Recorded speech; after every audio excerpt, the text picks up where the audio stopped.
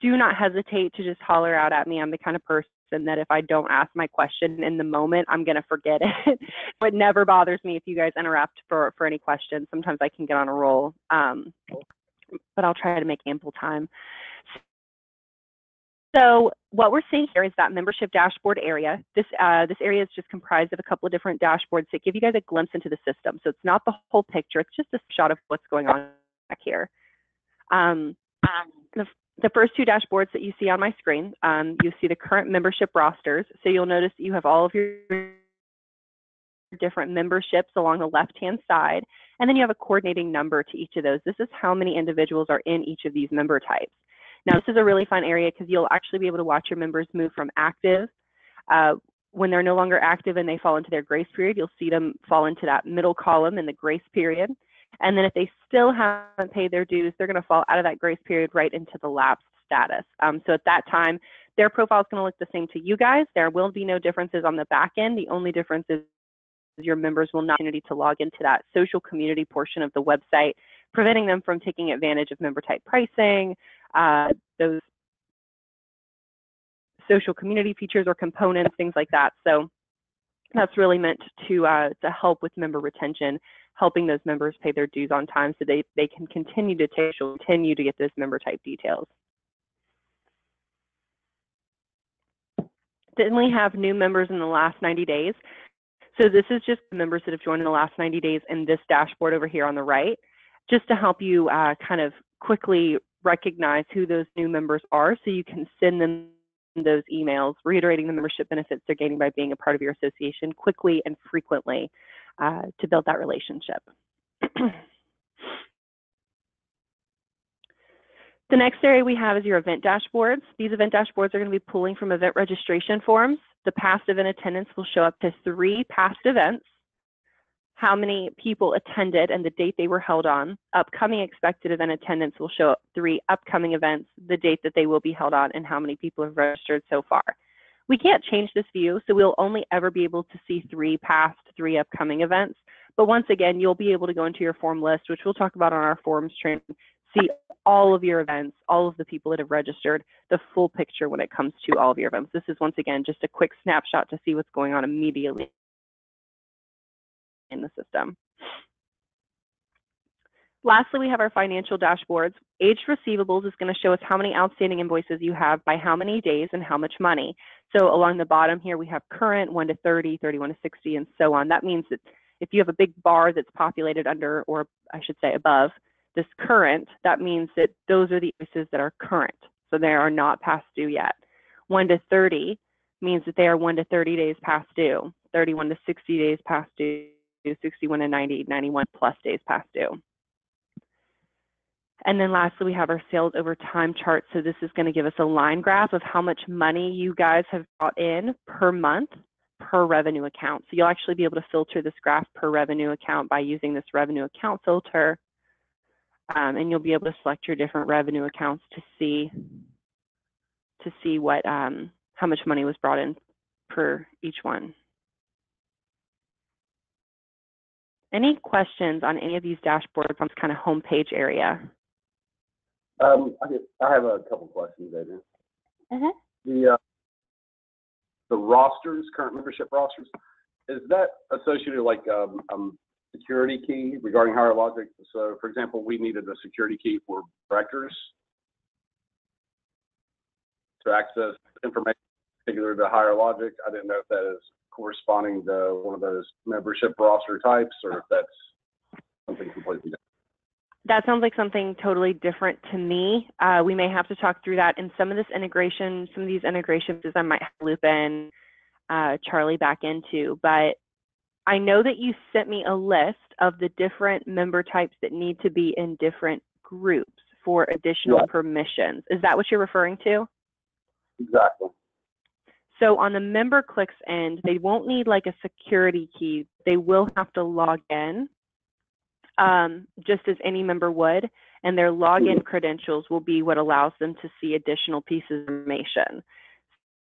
So I don't think it's like a key. I think it'll be more just their username and password that they'll use.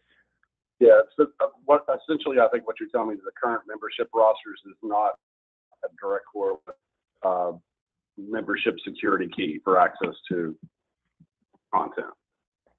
Correct. Yeah.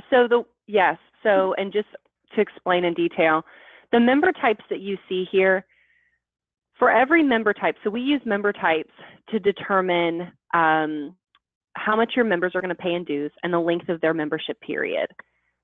For every member type that we create in the system creates a mirror image of that called group.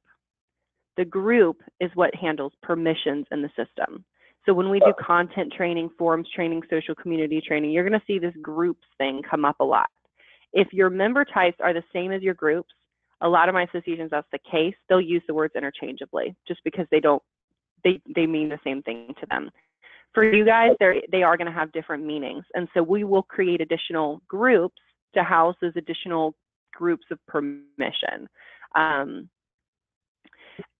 was going to say one other thing. Oh, the reason why member types and groups are separate is because I can only be any individual can in one member type. Because if you were in more than one member type, that means you would have more than one profile. That doesn't make sense because then you have multiple logins, multiple pages to keep track of. It's the best practice, the only practice is to have one member profile. So you have those groups, so you can only be in one member type at any given time, but you can be in multiple groups at any given time. So you could be in your member type group, which determines how much you pay, the length of your membership period. And then you can also be in like a board of directors group, which is going to determine what additional permissions you have in the system. Does that make sense? That makes sense. Thank you. Awesome. Yeah, of course. And then one additional question regarding like finances. I don't know that you are authorized .NET information for that. It's our payment processing system. Yeah, let's take a look at that. We're actually going to look at financials and just if it's cool. If it's not, it's okay. I can show you where to enter those in yourself. Or you can send them to me and I can enter them in either way. Okay. That was all I had. Sorry to interrupt. No, I love these questions. This is perfect. Awesome. Any other questions on this membership dashboard from anybody else? I'm all good. Okay, awesome. The next item that I want to take a look at is our settings tab. We're just going to go to account settings. Now, at this page, the only time that you will really need this is after you all have graduated. You're going to start calling into the help team, right, for questions. The help is going to ask for your account number so that they can recognize who you are. You don't have to memorize that account number or write it down. It's always going to be in your account settings page. So this is really helpful because if you guys are like me, you probably have a million numbers you have to remember and write down and have, saved somewhere. So this is always going to be a page for you. This is also a great area to keep track of how many members you guys have. So right now you've used 3,700 custom profiles, those member profiles, and you use 912 of your 15,000 allotted prospect profiles. So this is important to keep track of. And you may start getting close to that 5,000 number. When you do, you can take a look at your members and see, okay, well, we have a lot of members that haven't paid in 2 years that are lapsed, so we can just move them to prospects since we have room in the prospects area, or you can just delete them. Deleting members in our system is actually just archiving to be able to restore those profiles. Or maybe, you're close to that 5,000 number and you're actively paying. In that case, then it would be time to potentially level up with us if you need to, start looking at something like that. So just a great place to keep track of where you're at with your membership. You guys are in the Eastern time zone. I have that your membership year begins January 1st. We're using your member numbers. You do use QuickBooks. Your members reply to emails that are sent from MemberClicks. They're going to be replying to this email address, so that's where the emails will wind up. And then we've just got for us to have on file in the top right-hand corner. Any questions? So this is kind of a quick page. Any questions on any of these? I do. I stopped out but can we go back down to the QuickBooks? For some reason, I thought that Jane, Kim, you might help me with this one, that one indicated she didn't want to use QuickBooks. Or am I Wrong? Yeah, well, one doesn't want anything tied to her QuickBooks at all. She wants it totally separate. So this is not actually, MemberClicks and QuickBooks don't integrate, but they can communicate with one another. So what that means is nothing is going to happen automatically to your QuickBooks. If you guys wanted to use MemberClicks with QuickBooks, you'd be able to do a transaction report export and then import it into QuickBooks to show your accounts. If you want to do that, it's a manual process that you don't ever have to do it. But if you wanted to, us telling the system that you guys use QuickBooks, it formats it in a specific way that would allow you to import that transaction report if you ever so wanted, if you ever wanted to. If you don't ever want to, then even though it's reading on, it's not going to actually do anything, and until we tell it to. Am I correct? Exactly. They don't integrate. They have the ability to communicate if you want them. If you want them to. If you import the transaction report, it's never going to automatically add QuickBooks. Okay, thank you. Okay, awesome. So now I'm going to go ahead. I am going to bring up my MemberClicks test profile, and the reason I want to do that is because at this moment we're going to kind of transition into actually talking a little bit more financials, and it's difficult for me to be able to talk about financials unless we actually have some invoices, which of course in your product you're not going to have invoices created quite yet. When you get ready to start looking at invoices, you'll go to the Financial tab and then the Invoices tab. So right now, this is going to bring us to the invoice list, and this list is going to be blank.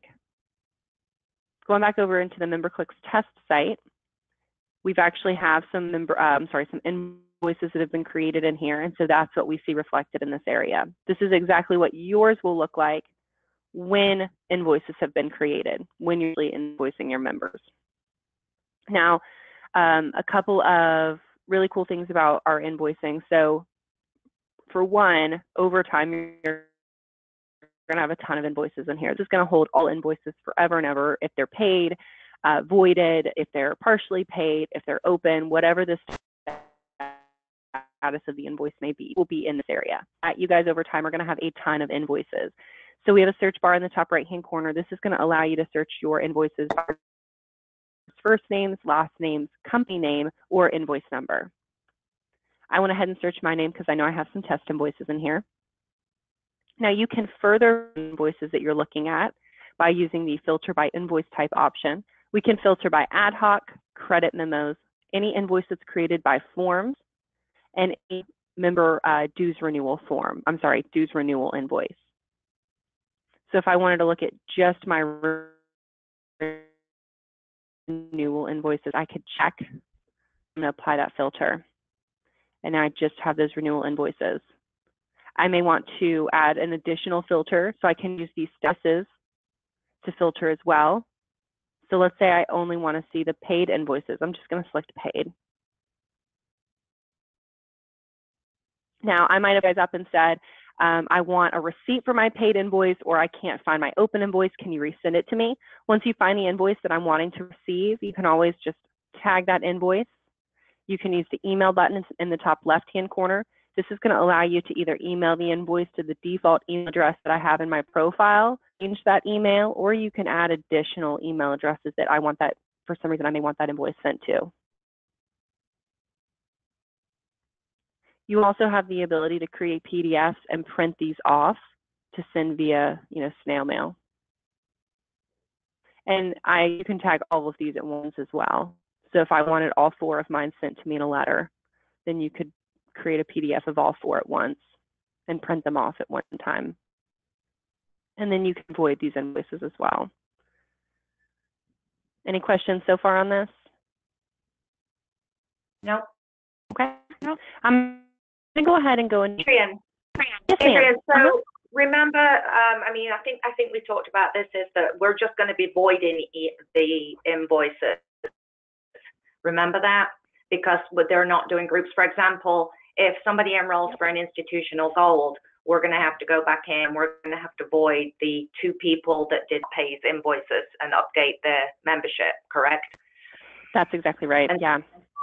So is this where you would do that? Is this where you would void that? You could do it this way, and this is going to actually be really easy for you guys. So you can search by the company. Everybody that has that company as their organization pop up. So like member clicks. I know we've got a bunch of member clicks in here. And so let's pretend like all of these are open. This first guy paid is the one who paid the invoice. So you would put, you know, obviously that would reflect as paid, or you would make an offline payment, which I'm going to show you how to do in a moment. And then the rest of these, you could just tag everybody else.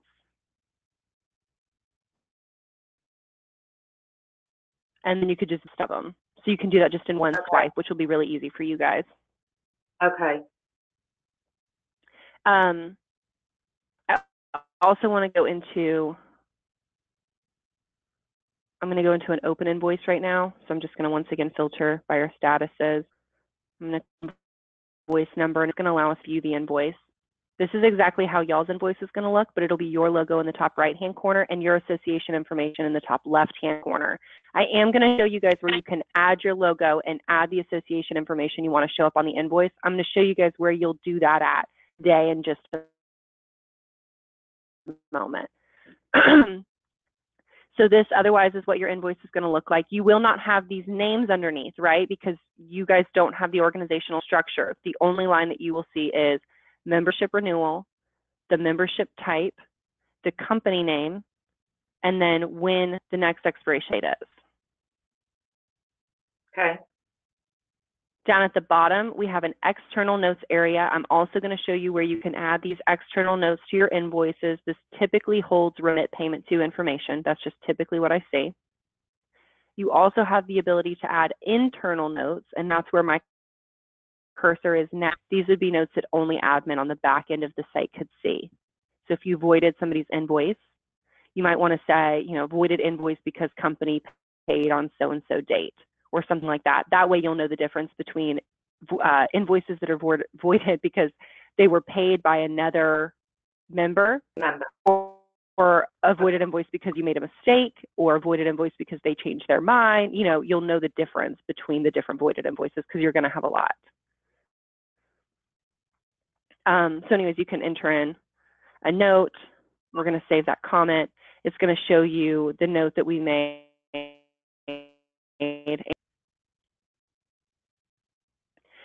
You can download the invoice from here, which will also let you print it off and send it in the mail.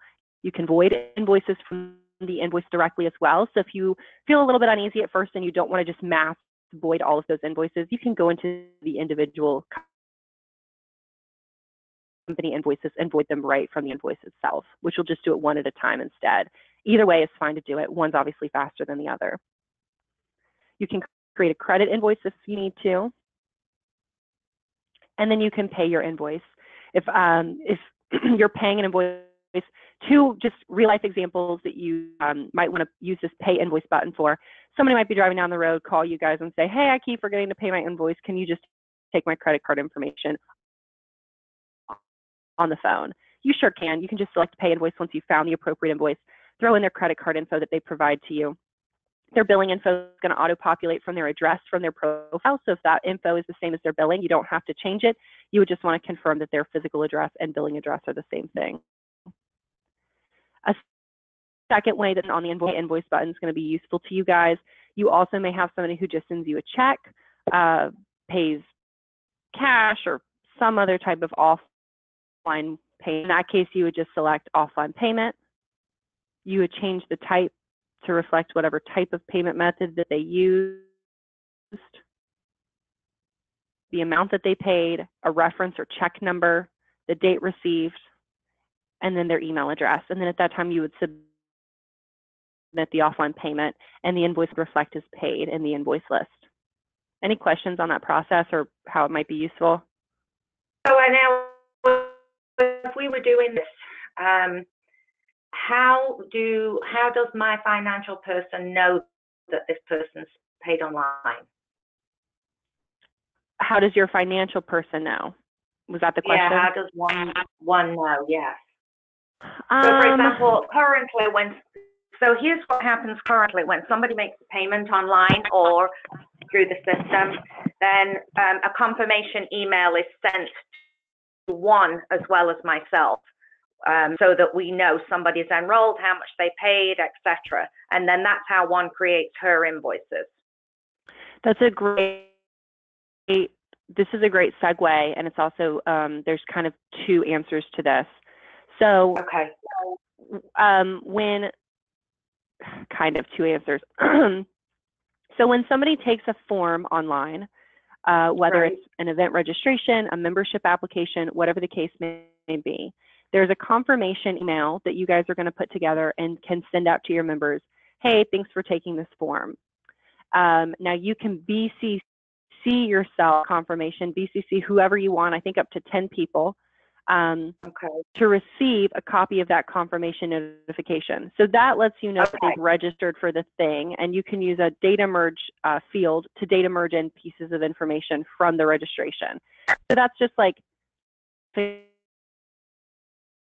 letting you guys know that that somebody's registered for something or applied to be a member.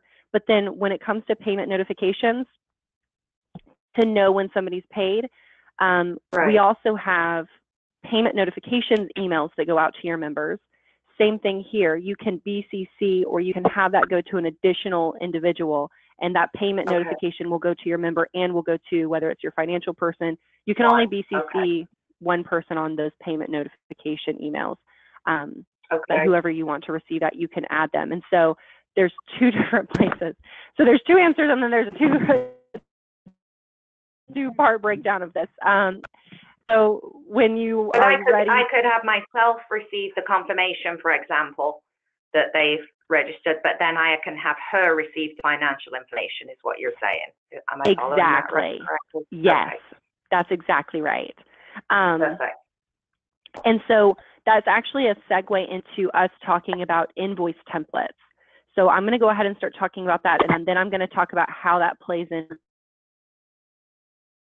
to this question that you've asked now. So we've been looking at the invoice list. This first icon is what we were looking at with that list of all the invoices and how you can void them, email them, create PDFs to print them off, search them, all that kind of fun stuff. The second icon that you see up here is invoice templates. So you guys created a document for me a while back that had dues renewal notification verbiage, and I added that to the system for you. So the system's going to be sending out those notifications, reminding your members that they need to pay their dues renewals. So those notifications are taken care of. But what about any other type of invoice that's created in MemberClicks for you guys? How are your members being notified or reminded to pay those invoices, right? So that's where invoice templates come into play. When an invoice is created in the system, you are going to want to let your member know that an invoice has been created. So they'll take an event registration form, they'll take a membership application, and you're going to want them to receive a notification, hey, thanks for registering for our event, make sure you pay your open invoice. Now, maybe they had to pay at time of registration. If they had to pay at time of registration, you still want them to receive a payment confirmation email. So like I mentioned a second ago, dues renewal notifications are in a separate bucket. We've already talked about that. We've already done that. But any other type of invoice in the system, you're going to create an invoice template, and the invoice templates are going to be what creates those additional notifications to remind your members to pay invoices for anything else in the system. Are you guys following me so far? Anything else? You mean anything other than membership, or anything other than dues renewals? So what you guys will do, what I would suggest, is begin by creating a list of all the other types, MemberClicks, all the other types of invoices MemberClicks is going to create for you. Whether that is a new member, which you'll definitely need to create, if it's events, if it's donations, sponsorships, partnerships, any other type of invoice the system's going to make, you're going to write down a list of. Then you're going to come in here and you're going to create a coordinating invoice template to each of those different types of invoices. So that's where I am now under the invoice templates. I have a default. Don't worry about this. This is the default. An invoice template. For our example's sake, you definitely will have to have a new member. So I'm going to go ahead and start this new member one for you. You'll determine a net due date. So the net due date is, when is this invoice due from the date that it was created? Most typical 30. I mentioned earlier, you guys have the opportunity to specify what external notes you want on the invoice. I would have mentioned that they are most typically remit payment to information. That this area is where you would put those notes. Then at the bottom, you're going to decide what type of notifications you want to send out to your this invoice. So if they don't have to pay their dues at time of becoming a member, you're definitely going to want to make sure you turn on, yes, I want them to receive a notification letting them know a new invoice has been created in their name. Right. And then you'll need to put in verbiage for the email. And there's going to be a pop-up in a second. There we go. So you'll actually need to add verbiage in. Just turning it on, just toggling it on, will tell the system to send mail, which looks super spammy and not good, right? So you'll have to make sure you add in verbiage to these. It can be as simple as, thank you for your membership. We are excited to have a relationship with you. Please make sure you pay your invoice. To every one of these notifications that go out, the open invoice will be attached. So this is awesome because you guys aren't going to have to track down your members to pay things. The system can kind of do the dirty work for you in a way. So if you want to let them know an invoice was created and is open and they need to pay it, if you want to send them a reminder email letting them know that they're 1 to 7 days before the invoice is due, 10 to 45 days past due, and then we have this payment notification email. If your members have to pay for their dues at time of becoming a new member, you don't need to set up a new invoice email because they're not going to have an open invoice. They're going to go straight to they've already paid the invoice email. You would toggle on the payment notification email and edit the email. Thanks for paying to working with you in the future. Now, I mentioned this was going to come back to your question. You can add an additional email recipient to these. So when the payment confirmation goes out, whoever's email address you put in this line that I'm in right now will also receive a copy of the payment notification email. Does that make sense? Yeah. So this is one of the areas that will trigger out that email that's going to let the person know somebody paid for something. You can use down here this merge data tool to merge payment data in, profile data info in. This probably would end up not being so much of the information that your member needs. It'll probably be more so information that your financial person might want in the notification that they receive as well. Are you guys following? Invoice templates are a little bit of a weird, because usually people haven't done this in the past. Does it make any sense? I'm going to play with it. Okay.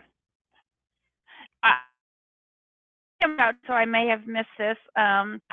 So initially, even before we start this, would we say, okay, we want to send out an email reminder to everyone who is 30 days past due on their invoice, and then we would pull out that group of people and then start the invoice process, because this isn't a one-on-one, is it? You can do it. This is an umbrella thing. So basically,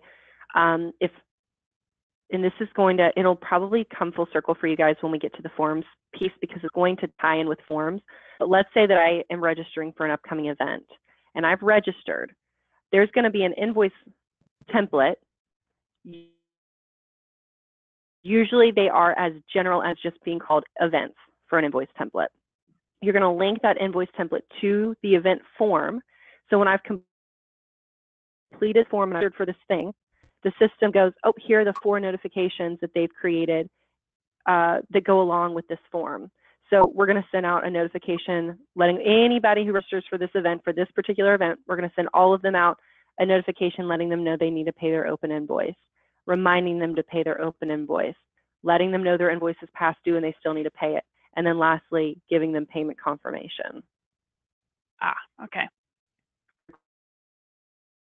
Question? Yep, gotcha. Okay. This is definitely a tricky subject, and so I've explained it in about, you might have just like heard me say the same thing like 6 times over, and I tried to explain it in as many different ways as possible because everybody can kind of relate to it in a different way. What usually happens, y'all, is you guys will probably go through the implementation, you'll graduate, somebody's going to receive an email, and you're going to go, Adrienne, where are they receiving this email from? I don't like what it says. And then I'll say, this is coming from an invoice template, and you'll go, oh, now I get it.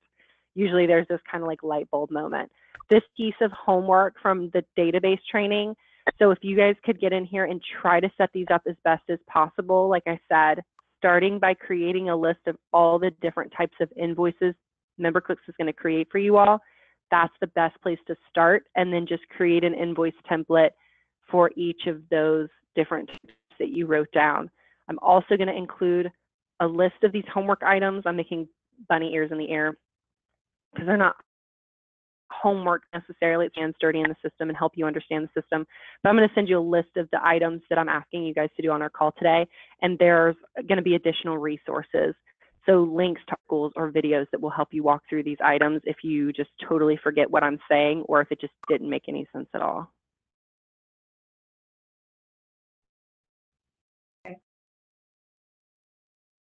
So that is invoice templates, first actionable item. The next icon is invoice settings. This is also going to be something I'm going to ask you guys to do after our training today. This is super simple. You're just going to upload a logo. So your logo that you want to show up in the top right-hand corner of your invoice. You're going to plug in your organization. That's your info that you want to show up on that letter invoice. And then you're going to put in what invoice number you want our system to start at. If you want to start at invoice number 1,000, 5,000, and pick up where your system left off, your previous system, you can do any of that and just plug in what you want this first invoice number to be. Any questions on this? We're going to be changing, oops, sorry. This is Kim. We're going to be changing offices, and so we'll have a new address. So is this where we would go in to change the address where it says organization information? Yeah, exactly. So that will update the addresses on your invoices. The awesome thing about this, y'all, is this is dynamic. So what that means is that if you have a transition of offices while you have invoices out for any reason, and you go in and you update that organization info, it's going to update it on all the invoices across the board.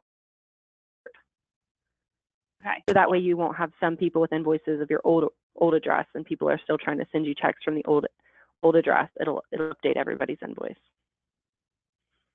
Unless of course you printed it off. But any other questions on this? No, I'm good with that. The next item that we have are your revenue accounts. Now, have I received a chart of accounts from your QuickBooks? Probably. No. If you guys will send me the chart of accounts from your QuickBooks, only the income accounts, I'm going to create these revenues for you. Once again, these are not going to automatically talk to QuickBooks, but if you ever wanted to export a transaction report from MemberClicks and import it into QuickBooks, we have to have those revenue account names the exact same as they are in QuickBooks. So we're just prepping you guys. I'm going to have to talk to Juan about that, Adrienne. She's very, very cautious and against putting QuickBooks information out there and putting it into this. She said from the very beginning she didn't want any information all in the system. I don't know. I'll have a conversation with her about that. Yeah, and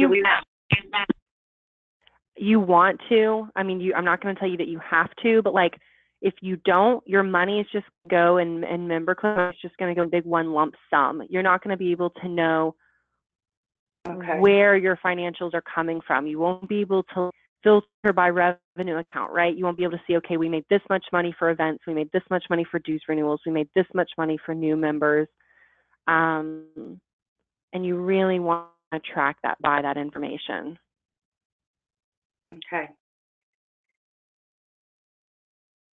So I'm going to have these in for you. once I have them, if you don't want to send them to me, you guys can add them yourself. Your financial person, she can add them herself.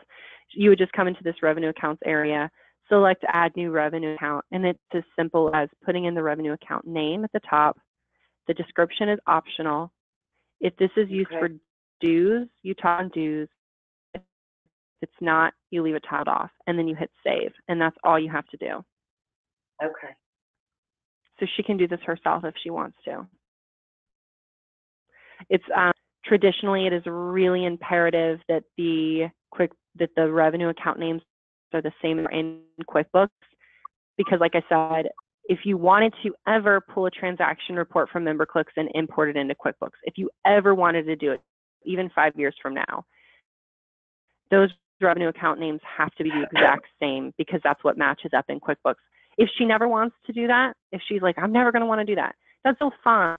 You're still going to want to be able to track the information in MemberClicks to know where your money's going. Okay. Lastly, we have your payment processor. And so right now, cool, we've already got authorized.net in here. All you guys will need to do is select edit, put in your API login, your transaction key, and save. And then that's all you have to do to have auth.net added to MemberClicks. Yeah, so I typically wouldn't like assign that as homework. Like, it's not something you guys have to do, but if you're in here and you're doing the other items anyways, you can go ahead and do it. If you want to credentials, I can do it for you. Either way is totally fine.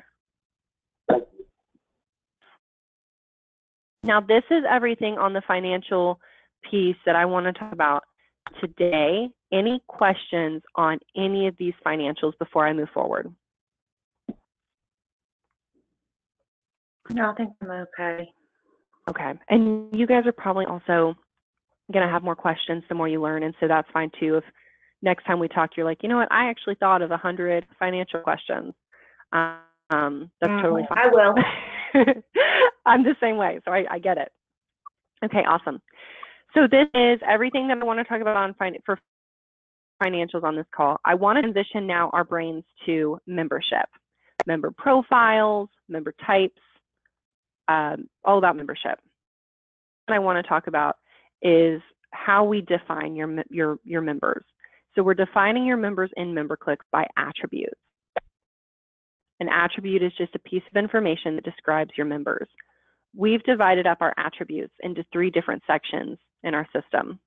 We've divided them up into bill attributes. Those are the pieces of information across the 1,800 plus associations we've worked with that I know you guys collect on your members. We know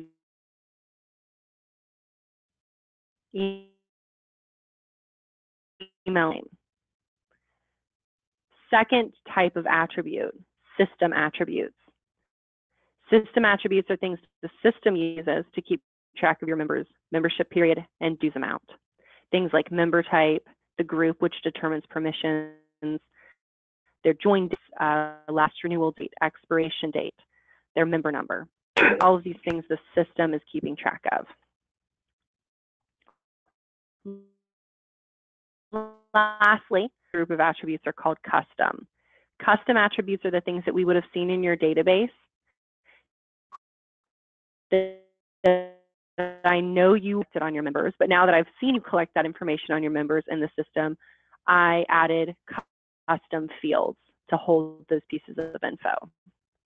So in order to look at all of this information, in order to see kind of the setup of these attributes, I'm going to go to database and attributes. The first thing that you're going to see pop up on my screen are built-in attributes. So that's what we see here. I mentioned that's name, contact name, email address, physical address, phone number, organization. Now, you guys cannot delete these out of the system. You have to use these fields. You don't have to necessarily have them fill in, but they're here. So you can't get rid of them, but you could manipulate them. So what I mean by that is you guys at any given time have the ability to collect up to 5 physical addresses, up to 5 email addresses, and up to 5 phone numbers on any member, right, at any given time. So under our built-in attributes, email address, I can edit these settings and I can add additional fields, additional labels. So right now you guys have only collected one main address. You can also collect a secondary address. You could collect a work address. You could collect a tertiary address. I'm running out of examples. Maybe a spouse's address. So I've created 5 total fields that will hold this information. So right now you only have main. We had a secondary email address on file for our members. Then you would just come right into this edit settings for your attributes and add secondary, and it'll become available.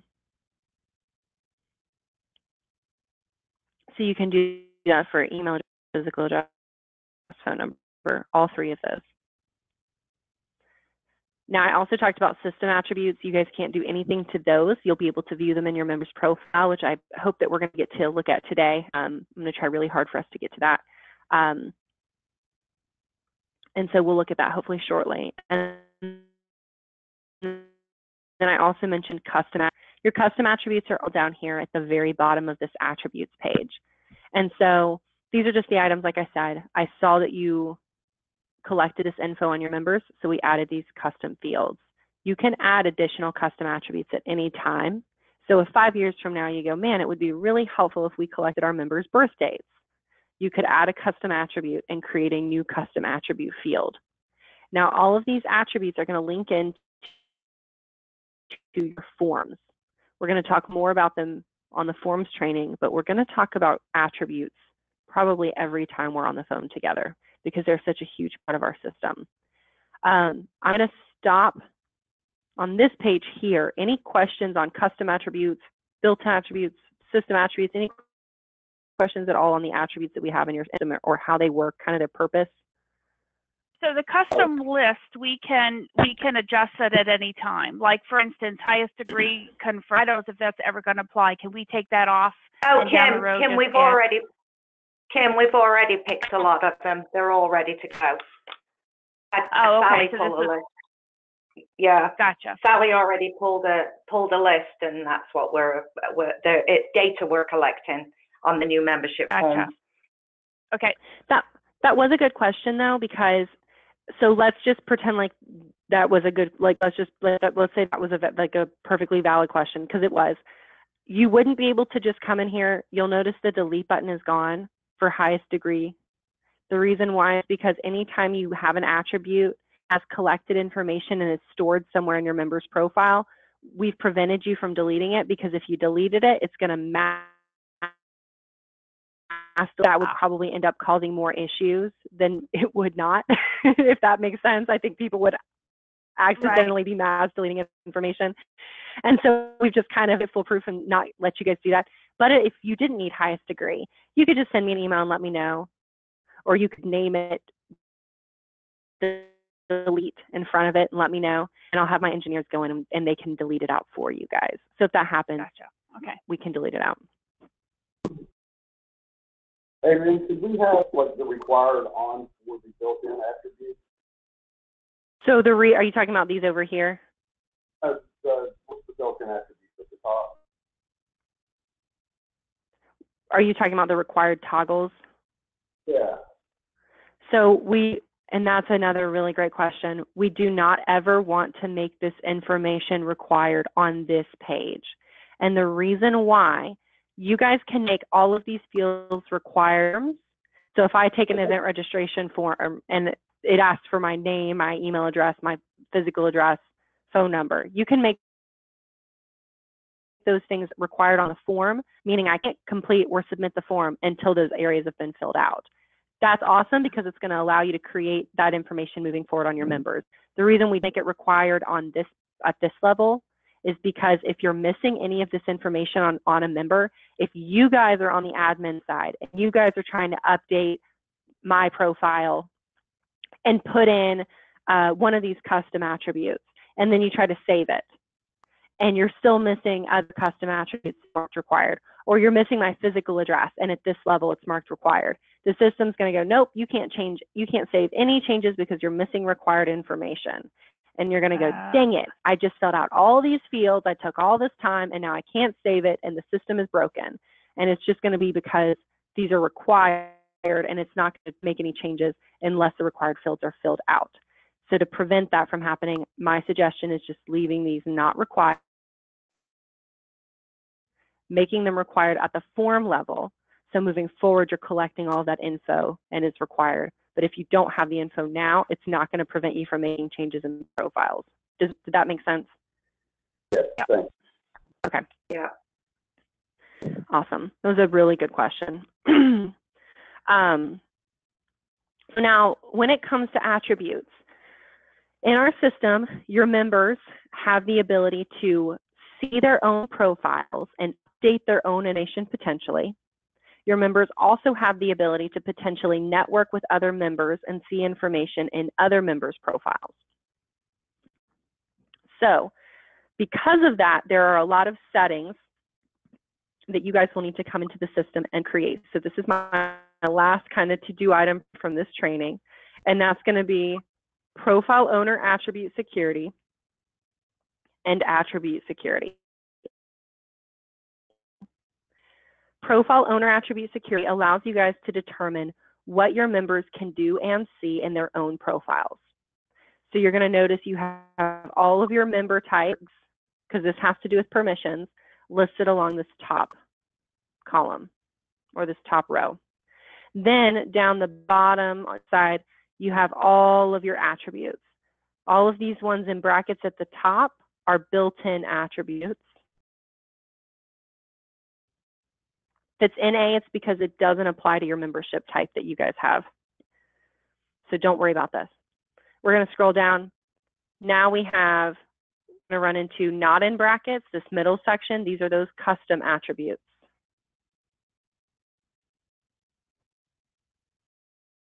We move down. Now we're back in brackets. These are system attributes.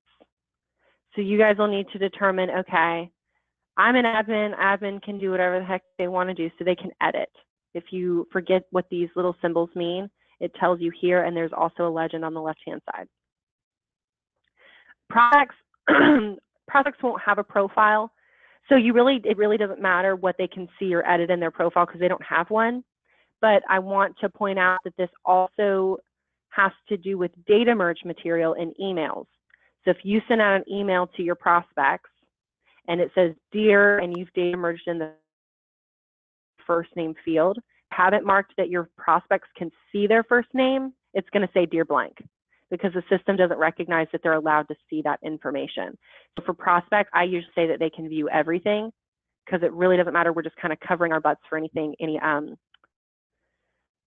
data material we might have in an email to your prospects at some point. And then you have your member types. And you guys may want your member types to be able to edit any of their information in their own profile. You may be like, yeah, that'll save us some work. Sure, they can edit any of that. The one thing I want you guys to pay attention to is at the very bottom, you have the system attributes. Even if they can edit anything, they can't edit system attributes, right? They can't change their join date. They can't change their last renewal date. Last modified date's more of just for the system. I think it would probably just cause confusion for your members, so I would leave that off so they can't see it at all. Same for group, another like system thing.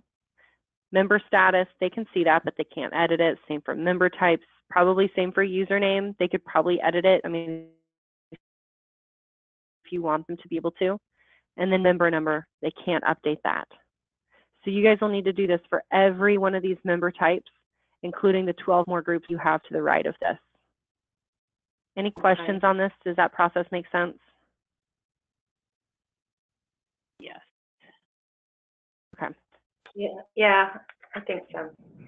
I am going to once again provide additional resources.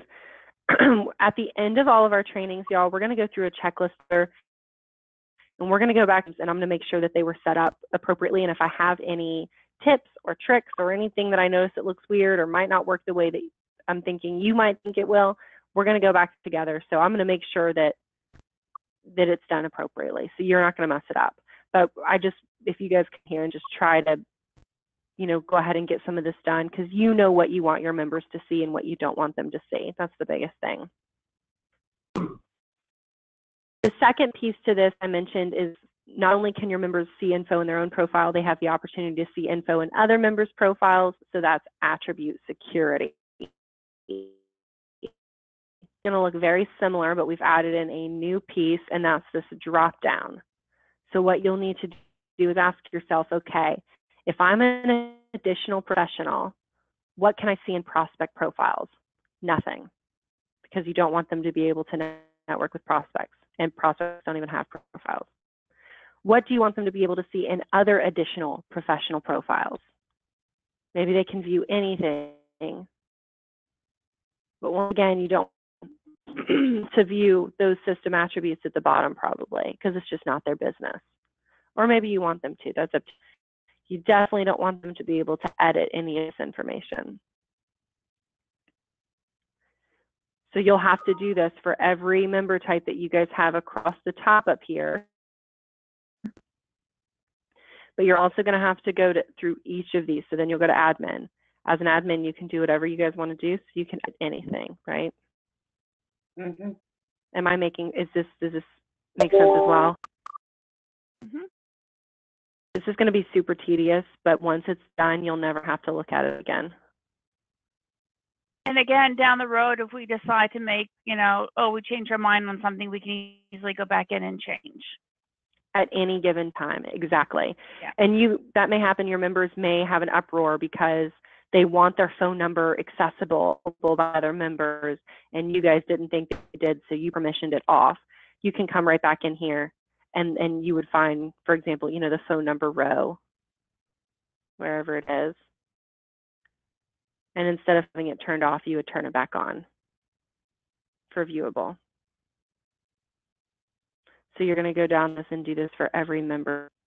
Then you'd go to associate. What can associate membership see in a prospect? Nothing. What can they see in additional profiles, other associate membership profiles? So these are those items that I'm going to ask you guys to give to try to do if you can before our next call. Okay. Now we made it through the bulk of the training today. There's a couple more things that we're going to have to pick back on next time. Do you all want to go ahead and schedule our next training together while we're on the phone?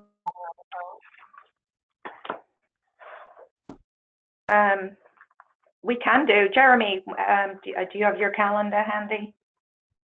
I'm at it.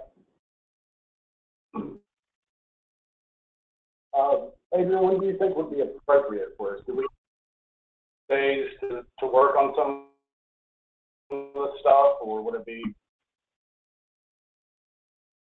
Yeah, that's a great question. I would typically say about a week between each training is a good amount of time that will give you some time to complete those items in the system, but you won't forget what we talked about, so that you're still able to kind of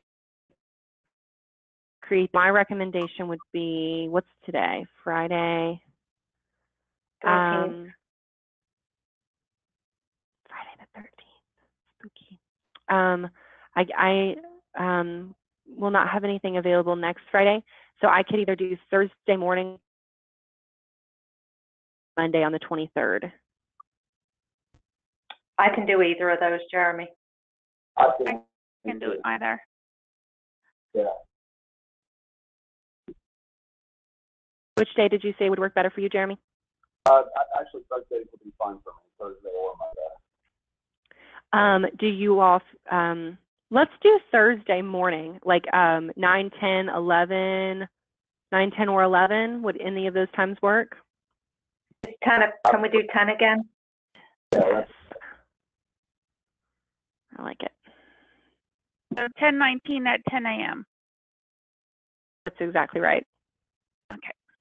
And so we're going to be wrapping up our database training, and we're also going to be completing our content training. Content training is a lot of fun. It's still going to have a lot of info to it, but it's just a lot of fun. I'm going to go ahead